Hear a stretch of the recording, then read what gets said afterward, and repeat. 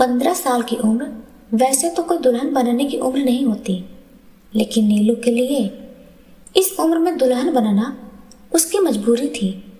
कुछ माँ की गरीबी और बचपन में ही पिता का साया सिर से उठ जाने की मजबूरी। वो जब 9वीं कक्षा में थी तब एक दिन स्कूल से घर आने पर उसे पता चला कि उसकी शादी होने वाली है। लड़के के 3 भाई हैं, उसके पिता नहीं हैं, लेकिन अपने पीछे इतना छोड़ गए हैं कि तीनों भाई आराम से अपनी जिंदगी बिना किसी परेशानी के गुजर बसर कर सके। आने के घर का बड़ा बेटा था, इसलिए पिता के ना रहने पर सारी जिम्मेदारी उसी के कंधे पर थी। माँ की बड़ी इच्छा थी कि मरने से पहले वो अपनी बड़ी बहू को देख ले। मौत का क्या भरोसा कब अपने पास बुला ले। जैसे जैसे नीलू बड़ी हो रही थी उसकी माँ की चिंता बढ़ती जा रही थी। अभी तक तो उसने अपनी बेटी को दुनिया की गंदी नजरों से बचाए रखा था, लेकिन कब तक वो यही सोचती थी कि कोई अच्छा घरवर मिल जाए तो वो नीलू के हाथ पीले कर अपनी जिम्मेदारियों से मुक्त हो जाए। लेकिन कौन शादी करेगा एक गरीब बिन बाप की बच्ची के साथ। बस दिन रात इसी चिंता से घुली जा रही थी। वो तो भला हो उसकी पड़ोसन जानकी का, जो उसकी बेटी का ब्याह बिना किसी दहेज के अपने रिश्तेदारी में तय करवा दिया। और सिर्फ ब्याह ही नहीं बल्कि ब्याह के खर्च का सारा भार भी अपने ऊपर लेकर उसे एकदम निश्चिंत कर दिया। अब तो बस वो जल्दी से जल्दी उसके हाथ पीले कर उसके जीवन को खुशियों से भर देना चाहती थी। लड़का नीलू से 8 साल बड़ा था, लेकिन नीलू की माँ को इससे कोई ऐतराज नहीं था। उन्हें पता था कि अच्छे रिश्ते बड़े भाग्य से मिलता है। विदाई के समय नीलू अपनी माँ से बहुत देर तक लिपट कर रोती रही थी। उसे बस एक ही बात का गम था, उसके जाने के बाद उसकी माँ को कौन देखेगा। एकदम अकेली पड़ जाएगी वो। फिर जानकी मौसी ने उसे समझाया था कि तू चिंता क्यों करती है, हम सब है ना। तू तो बस अपनी आने वाली जिंदगी की सोच और अपने ससुराल वालों की चिंता कर। अब से वही तेरा अपना घर है। बड़ी बहू बनकर जा रही हो तुम।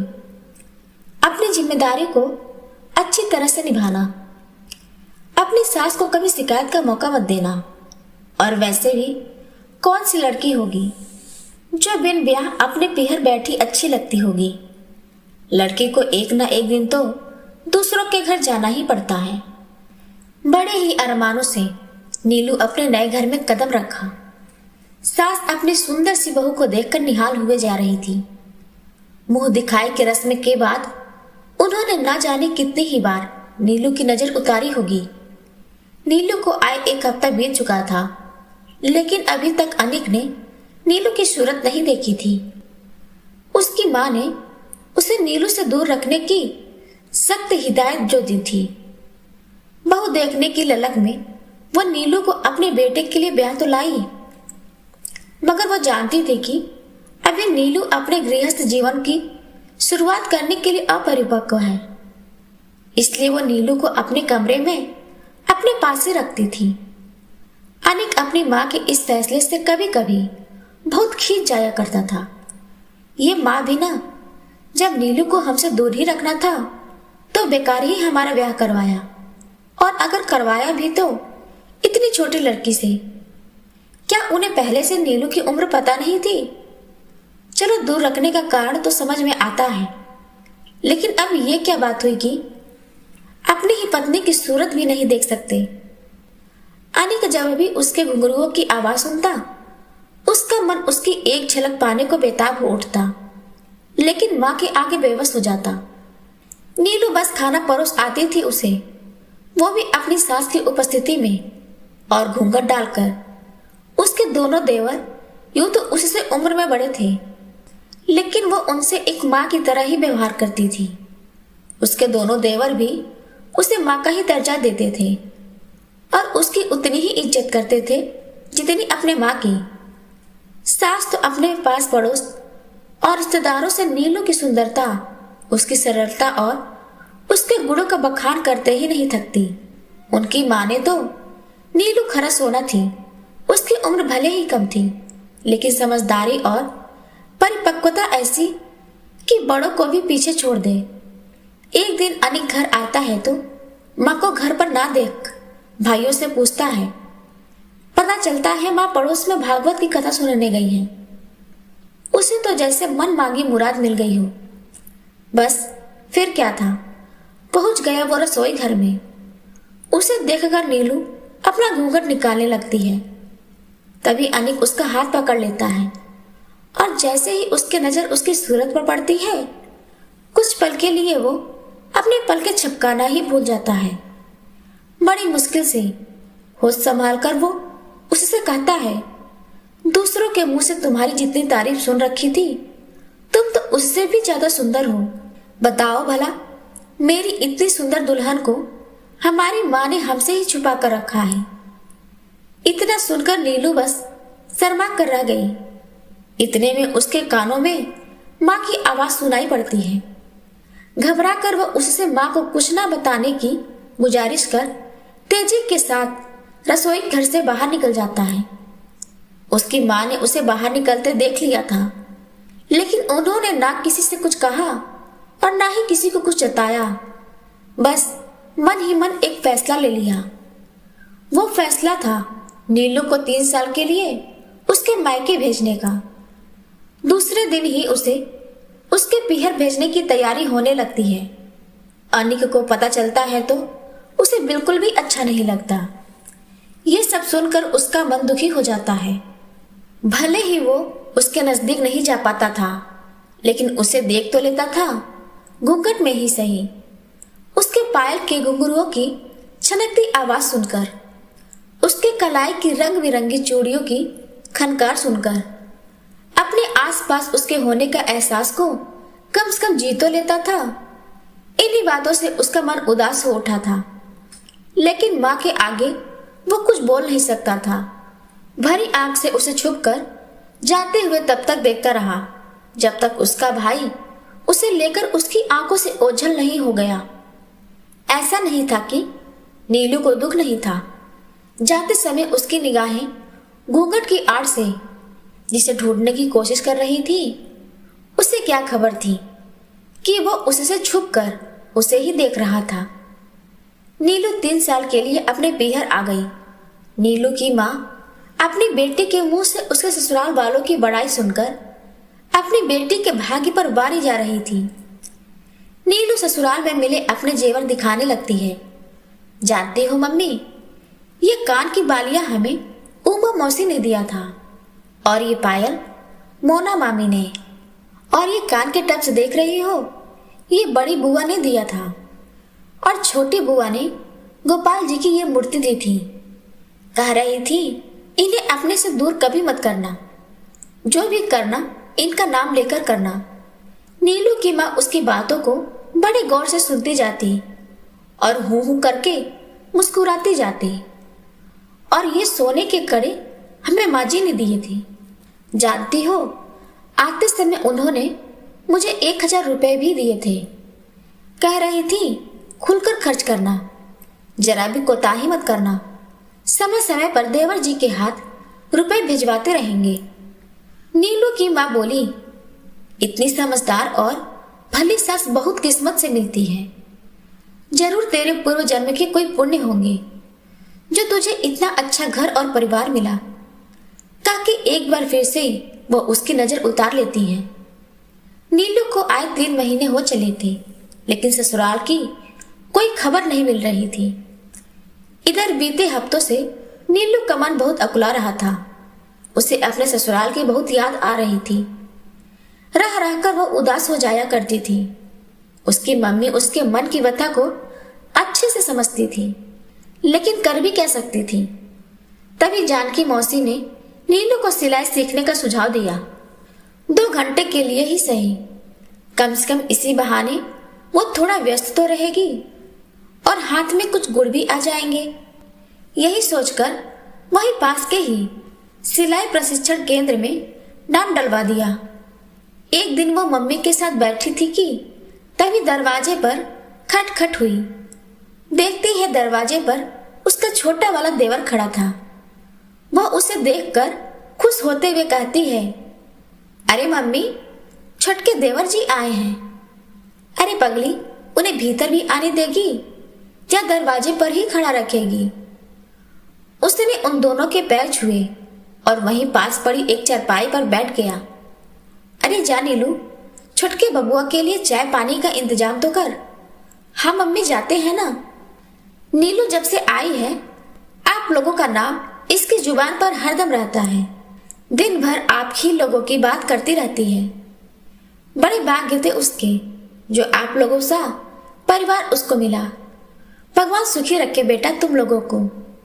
नीलू की माँ नम आंखों से बोली, अरे ऐसी कोई बात नहीं है माँ जी, भाभी ऐसी ही हैं कि उन्हें सब प्रेम करने पर मजबूर हो जाए। तभी नीलू चाय नाश्ता लेकर आ जाती है और वो दोनों चुप हो जाते हैं। 2-3 घंटे रुकने के बाद वो चलने को तैयार होता है तो एक थैला और कुछ रुपए नीलू को पकड़ाते हुए कहता है, ये लो भाभी, माँ ने तुम्हारे लिए भेजा है। अरे इसकी क्या जरूरत थी देवर जी, हम तो कह रहे थे कि 1-2 दिन और रुक जाते तो बढ़िया था। अरे नहीं नहीं भाभी, परीक्षा सिर पर है तो पढ़ाई करना भी जरूरी है, वरना जरूर रुक जाते, लेकिन अगली बार आएंगे तो पक्का रुकेंगे, कहकर उनके पैर छूता है और निकल जाता है। नीलू दरवाजे पर उसे पीछे जाते हुए तब तक देखती रहती है जब तक वो आंखों से ओझल नहीं हो जाता है। वो अंदर आती है तो उसे थैले का ध्यान आता है। वो उत्सुकता में थैला खोलती है। उसमें नीलू के लिए 2 साड़ियां, कुछ मिठाई और फल थे। तभी उसमें से एक पत्र निकलकर जमीन पर गिर जाता है। नीलू पत्र उठाती है और खोलती है तो उसमें अनिक का नाम लिखा होता है। अनिक का नाम देखते ही उसका कलेजा जोरों से धड़कने लगता है। नीलू अपनी मम्मी को साड़ी दिखा रही थी, लेकिन उसका ध्यान उस पत्र पर ही अटका था। रात गहराने लगती है। मम्मी को दिखाने के लिए नीलू भी आंख मूंद कर पड़ी रहती है। जब उसकी मम्मी गहरी नींद में सो जाती है तो धीरे से उठकर अपना बक्सा खोलती है, उसमें से पत्र निकालती है और इस डर से कहीं मम्मी उठ ना जाए, वो पत्र लेकर रसोई घर में चली जाती है। पत्र को खोलते ही उसके दिल की दुखदुखी एक बार फिर बढ़ जाती है। खुद को बड़ी मुश्किल से संभालते हुए पढ़ना शुरू करती है। प्रिय नीलू, आशा करते हैं तुम ठीक होगी। हम तुम्हारे लिए भगवान से तुम्हारी खुशी की दुआ करते हैं। जिस दिन से तुमने हमारे आंगन में पांव रखा था, उसी दिन से तुमने हमारे दिल पर कब्जा कर लिया था। तुम्हारे पायल के घुंघरुओं की आवाज सुनकर तुम्हारी एक झलक पाने को मन व्याकुल हो उठता था। बड़ी मुश्किल से दिल को संभाल पाते थे। कभी कभी तो मम्मी पर खींच भी जाते थे। क्या जरूरत थी उन्हें हमारा ब्याह करने की, जब उन्हें तुमसे हमें दूर ही रखना था। लेकिन मम्मी की मर्जी जान दिल को समझा देते थे। इसके अलावा हमारे पास कोई रास्ता भी तो नहीं था। यहाँ तक तो ठीक था। असली लड़ाई तो तब शुरू हुई जब हमने तुम्हारी सूरत देखी। बस उसी दिन से हमारा सुख चैन सब बर्बाद हो गया। आप सोचते हैं ना देखे होते तो ही अच्छा था। हालत यह है कि कहीं भी जाते हैं, कुछ भी करते हैं तो तुम नजर आती हो। तुम हमारे शरीर के रोम रोम में इस कदर समा गई हो कि हम खुद को ही भूल गए हैं। बड़ी मुश्किल से सबसे छुपाकर ये पत्र तुम तक भेज रहे हैं। बस एक ही गुजारिश है कि इस पत्र को अपने दिल से लगाकर रखना। अगर तुम इसे अपने दिल से लगाकर रखोगी तो हमें लगेगा कि तुमने हमें अपने दिल से लगा के रखा है। चलो अभी के लिए इतना ही। अपना ख्याल रखना और हमारे अगले पत्र का इंतजार करना।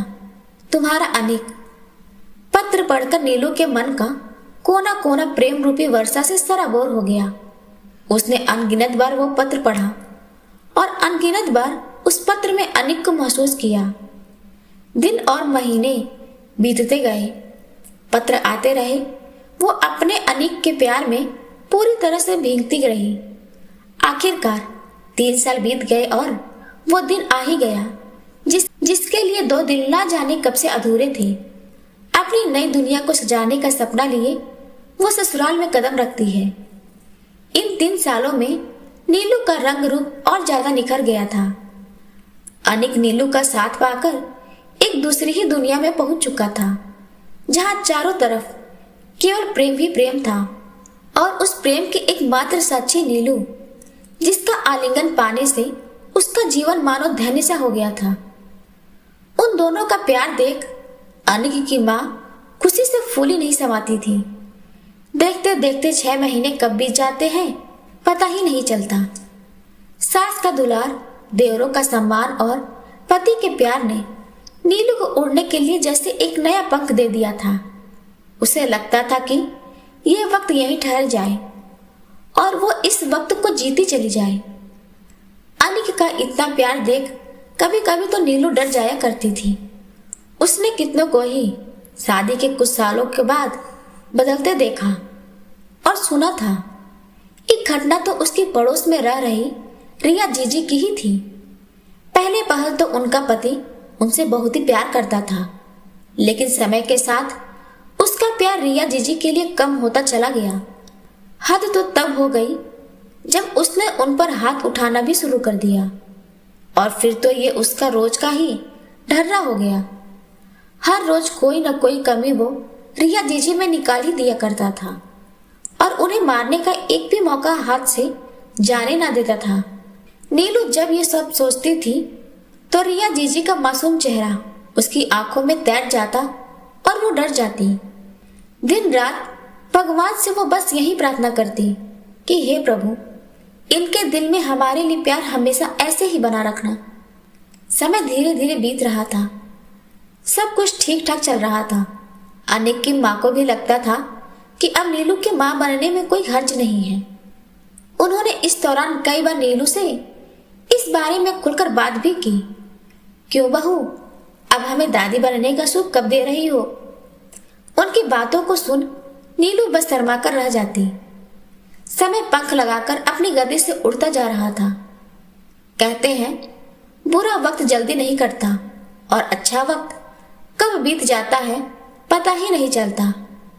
बस यही नीलू के साथ भी था। देखते देखते कब 6 साल बीत जाते हैं उसे पता ही नहीं चलता।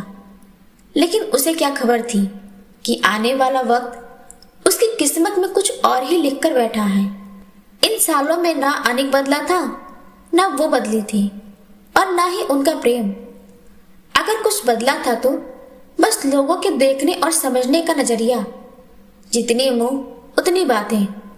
और इन सब से नीलू की सास भी अछूती ना रह सकी। कल तक जो सास उसके गुणों का बखान करते नहीं थकती थी, आज उसी सास की आंखों में वो खटकने लगी थी। और वजह थी उसका अभी तक मां ना बन पाना। अनिक को इन सब बातों से कोई फर्क नहीं पड़ता था। वो जानता था अभी नीलू की उम्र ही क्या है।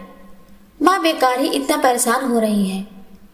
माँ के बहुत जोर लगाने पर वो उसे डॉक्टर के पास ले गया। डॉक्टर ने सारा चेकअप करने के बाद कहा था कि देखिए, घबराने की कोई बात नहीं है, सब कुछ नॉर्मल है। कभी कभी ऐसा होता है कि लड़कियां माँ बनने में थोड़ा समय लेती हैं। आप नीलू को थोड़ा समय दीजिए, वो माँ जरूर बनेगी। अनिक की माँ ने भी सोचा चलो जैसे इतना दिन इंतजार किया, 1-2 साल और सही। और इस बीच ऐसा कोई उपाय नहीं बचा था जिसे अनिक की माँ ने आजमाया ना हो।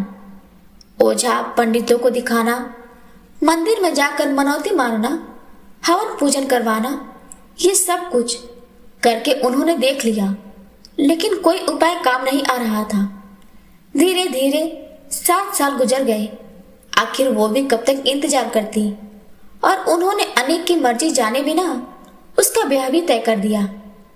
लेकिन इस बारे में जैसे ही अनिक को पता चला, उसने दूसरा ब्याह करने से साफ इनकार कर दिया। अनिक की माँ ने सोचा बहू से बात करनी होगी। वो नीलू को समझाने के इरादे से उसके पास जाती है। देखो बहू, तुम्हारे अंदर कोई कमी नहीं है। हम जानते हैं कि तुम एक अच्छी बहू होने के साथ एक अच्छी जीवन संगिनी और एक अच्छी भाभी भी हो।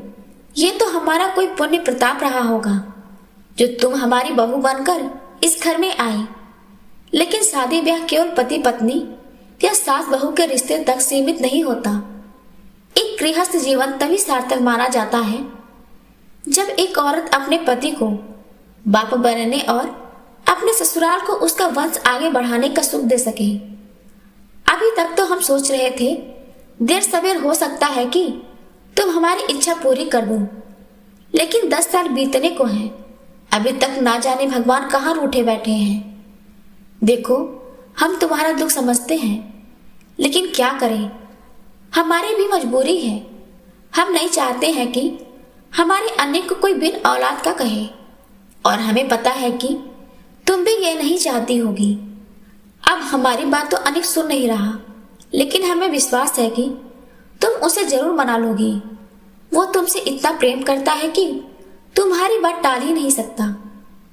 उसे उसके दूसरे ब्याह के लिए राजी कर लो, बड़ा उपकार होगा तुम्हारा हम पर। देखो, हम तुम्हारे हाथ जोड़ते हैं। ये आप क्या कर रही हैं माँ जी? आपको हमें हाथ जोड़ने की कोई जरूरत नहीं है, हम बात करेंगे इनसे। जुग जुग जियो बहू, नीलू ने अपनी सास से तो कह दिया, लेकिन ये वही जानती थी कि जिस बात को उसकी सास ने इतनी आसानी से कह दिया, वो उसके लिए मौत को गले लगाने से कम नहीं था। उसकी आंखों से आंसुओं की धारा फूट निकली। उसे कुछ समझ नहीं आ रहा था कि वो करे तो क्या करे, और तभी उसे अपनी बुआ सास की वो बात याद आती है जो उन्होंने उसे गोपाल जी की मूर्ति देते हुए उससे कही थी, जब कोई रास्ता ना नजर आए तो इनको पुकारना, ये जरूर कोई ना कोई मार्ग दिखाएंगे। वो गोपाल जी की मूर्ति हाथ में लेती है और उनसे शिकायत भरे लहजे में कहती है, ये हमें किन दो राहों पर लाकर खड़ा कर दिया है प्रभु। अब आप ही बताओ, हम क्या करें? कौन पत्नी अपने मुंह से अपने ही पति से उसके दूसरे ब्याह की बात करेगी, और वो भी ऐसे पति से जो उसे इतना चाहता हो।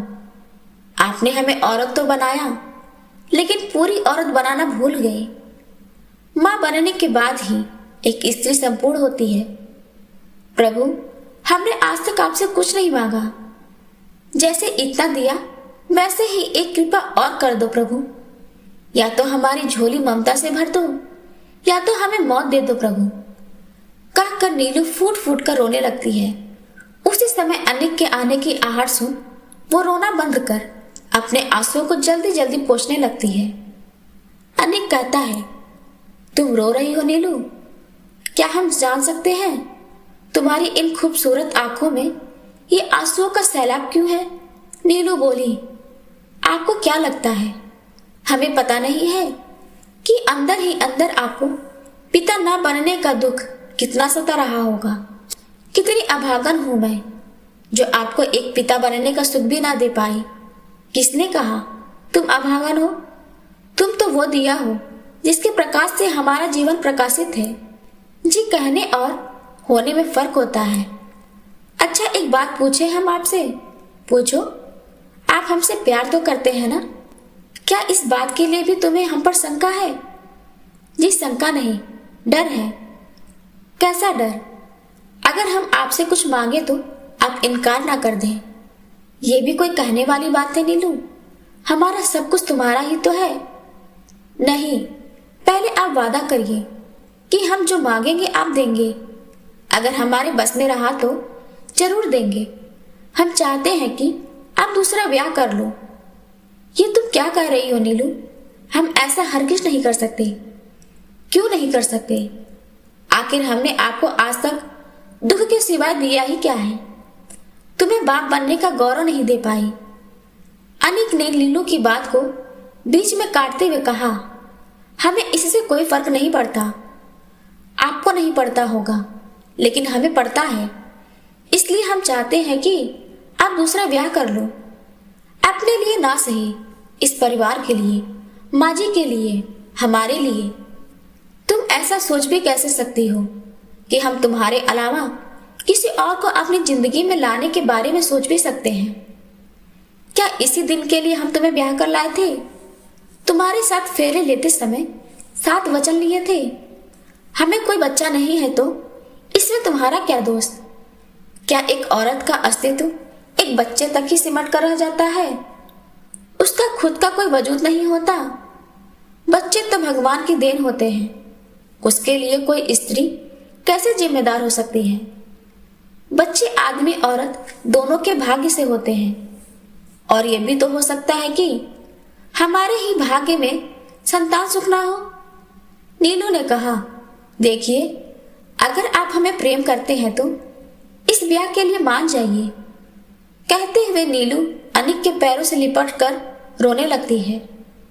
ठीक है, अगर तुम्हारी यही मर्जी है तो हम करेंगे दूसरा ब्याह, लेकिन इतना बता दे रहे हैं कि वो हमारे दिल में तुम्हारी जगह कभी नहीं ले पाएगी। अनिक के दूसरे ब्याह के लिए मान जाने की खबर सुनकर उसकी माँ की खुशी का कोई ठिकाना ही नहीं रहा।